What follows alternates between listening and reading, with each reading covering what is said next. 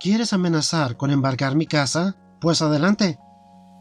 Y una pequeña advertencia. Esta historia estaba estructurada de una forma un poco rara. Ope admite que lo escribió sin mucho cuidado. Lo traduje lo mejor que pude, pero aún así hay algunas frases un poco raras. Sin embargo, no afectan que la historia se entienda en sí.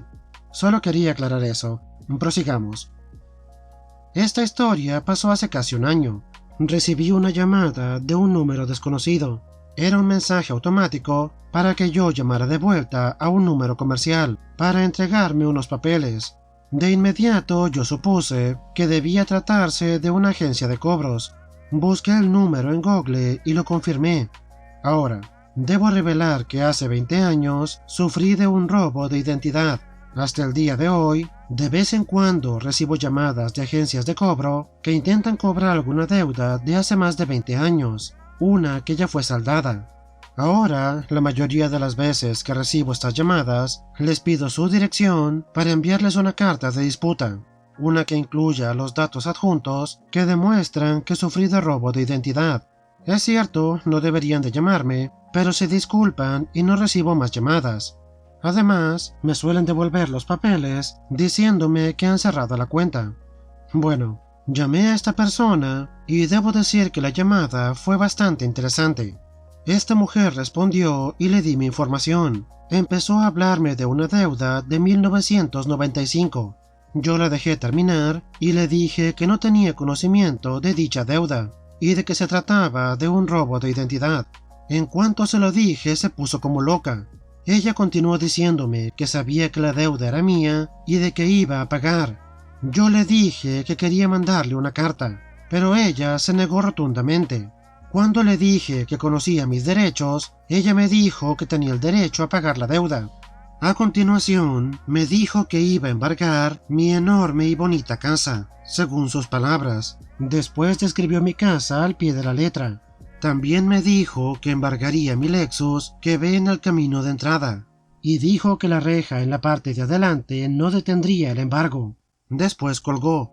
Ahora, yo sabía mejor. Todo lo que hizo fue obtener mi información de los registros públicos y después vio mi casa con Google Street View. Lo que supuse es que ella ya había intentado utilizar esta técnica de intimidación con otras personas. Hasta ahora parecía que era una empresa de muy mala reputación. Cuando les llamé, también usaban grabaciones para contestar, y eran legales, ya que les pregunté si las llamadas telefónicas podían grabarse con fines de control de calidad. Por supuesto, ella me dijo que sí. Yo le di las gracias y le dije que tomaría eso como mi consentimiento. Yo lo habría dejado pasar. Habría dicho que esta señora estaba loca, pero seguí recibiendo llamadas automáticas, y no podía bloquearlas porque eran de números desconocidos. Busqué la empresa en internet y pensé que estaba en Ohio. Un par de banderas que me llevaron a creer esto fue que la persona que poseía la empresa en Ohio, la cual estaba siendo acusada de cargos, era un abogado. Presenté una queja con el fiscal general de Ohio, pero no pudieron encontrar ninguna información de lo que estaba presentando. También llamaron al número de teléfono que les di, y el fiscal general me dijo que dejarían de llamarme, pero eso fue todo lo que el fiscal general pudo hacer. También me quejé a la Oficina Federal de Finanzas del Consumidor, la cual se supone que se ocupa de estos asuntos, pero me ignoraron. 3 meses después volví a llamar a ese número. Cuando llamé tuve la idea de pulsar botones para ver si podía obtener más información de la empresa a través de las respuestas grabadas. Bueno, valió la pena. En cuanto pulsé el número 0, me apareció el nombre de otra empresa. Busqué esta empresa en internet y encontré un montón de quejas. Esto me llevó a una empresa existente en Nueva York, de modo que me quejé con el fiscal general de Nueva York con toda mi información. Ahora, durante el siguiente par de semanas hice un poco de investigación y me enteré de un montón de información, como por ejemplo quién era el dueño de la empresa. Descubrí que en la dirección de la empresa que no recibía correo estaba la dirección del propietario, también su cuenta de Facebook, etc. Luego recibí otra de esas llamadas del número desconocido, pero esta vez era una empresa diferente. Estoy seguro que entienden a dónde voy con esto. La empresa seguía cambiando de nombre, pero la empresa matriz seguía llamando. Finalmente tuve suficiente de esto.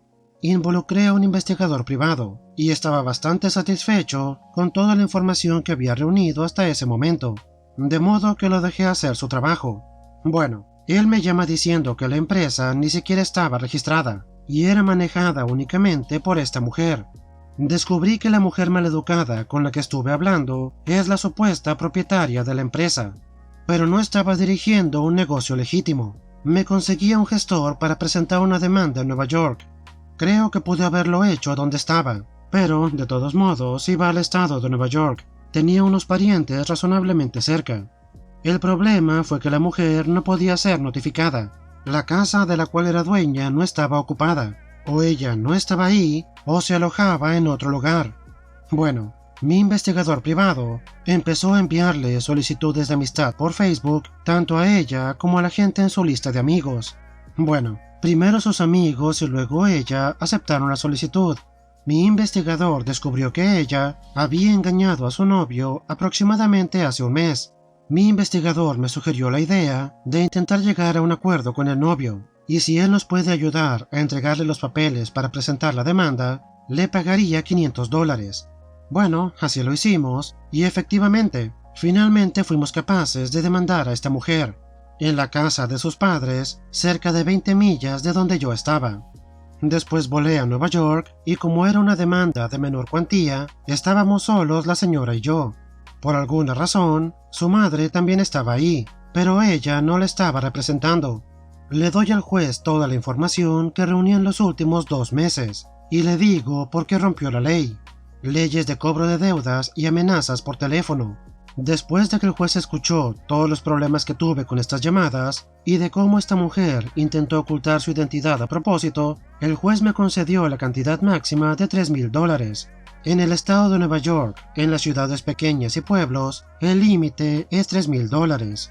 Después del caso, escuché a la madre susurrar en voz alta: «Más vale que no te quite la casa. Tu bisabuelo la construyó con sus propias manos». Yo pensaba, sería una dulce venganza si pudiera poner un aviso de embargo en esa casa. Bueno, heme aquí. Me enteré que esa casa tenía una segunda hipoteca adjunta a la misma. Con el valor de la propiedad de la casa, y si se vendía, no iba a terminar recibiendo el dinero del embargo, ya que la hipoteca secundaria valía casi tanto como la casa. Estaba entonces contemplando cómo iba a conseguir el dinero de esta señora.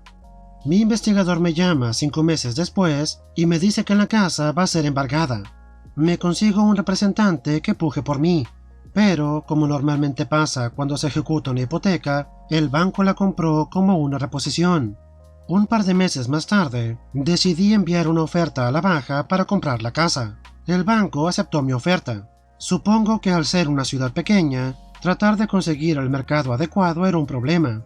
Y ustedes se estarán preguntando, ¿para qué compraste esa casa? Bueno, aquí está el porqué. Esta maldita me amenazó con un embargo preventivo sin ningún motivo. Bueno, adivina qué. Fui yo quien se quedó con su maldita casa. Valió la pena. No me costó demasiado y tenía el dinero. La casa está en buen estado, aunque es un poco pequeña. Además, será una bonita casa de verano para cuando vaya a visitar a mis parientes. Y por cierto, decidí echarle sal a la herida. Envié una carta a la dirección de los padres, haciéndoles saber que me había quedado con la casa. Les dije que si su hija no se dedicara a estafar a la gente, no habrían perdido la casa. También me enteré que el fiscal general de Nueva York ahora la está investigando. Espero que la condenen. No voy a mencionar qué agencia de cobro era, pero si usted dejó de recibir llamadas de ellos, de nada. Pep, la gran mayoría de las personas se hubieran rendido en las primeras semanas, especialmente luego de tantos obstáculos, que su negocio no estuviera registrado, que no dieran información al público, o que no viviera en la dirección que encontraste. Se ocupa mucha determinación para hacer lo que hiciste, y también un poco de terquedad. Pero no se puede negar que tu venganza fue increíble.